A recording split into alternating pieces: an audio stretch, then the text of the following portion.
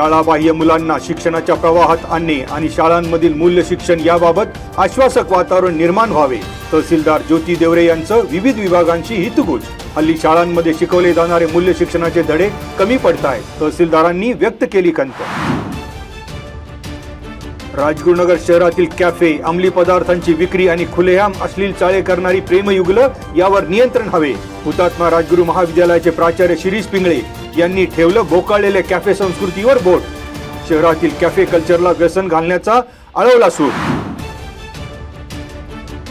दुहेरी खुनानंतर खेड तालुक्यातील शाळाबाह्य विद्यार्थी सर्वेक्षणाला गती। पहिल्या टप्प्यात 3 विद्यार्थी शाळेत दाखल होणार।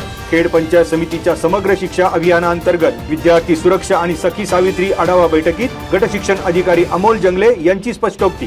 पुढील 7 दिवसात अनुदानित माध्यमिक शाळांमध्ये सीसीटीव्ही कॅमेरे बसवा, अन्यथा प्रशासकीय कारवाईला सामोरे जा, शिक्षण विभागाचं फरमान। सोमवती अमावस्येनिमित्त निमगाव खंडोबा येथे खंडेरायाचं भीमा स्नान। भंडाऱ्याची उधळण करीत गावकरी आणि मानकऱ्यांनी काढली देवाच्या पालखीची वाजत गाजत मिरवणूक। हजारो भाविक खंडेराया चरणी नतमस्तक।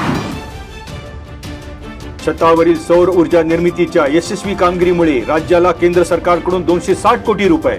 राज्यात गेल्या 4 वर्षात केंद्र सरकारकडून 260 कोटी 91 लाख रुपये प्रोत्साहनपर रक्कम। महावितरणचे संचालक लोकेश चंद्र यांची माहिती। ऊस तोडणी मजुराचा ट्रकच्या धडकेत शेतात मृत्यू। मरकळ येथील ऊसाच्या शेतात घडली घटना। बाप्पासाहेब खताल यांचा मृत्यू। महेंद्र कोळेकर यांना अटक। रेटेवडी येथील जिल्हा परिषद प्राथमिक शाळेत बाल आनंद मेळावा। जीवन मूल्यांची जोपासना करण्यासाठी आनंद मेळाव्याबरोबरच भाजी मंडई आणि खाऊ गल्लीची खमंग चर्चा।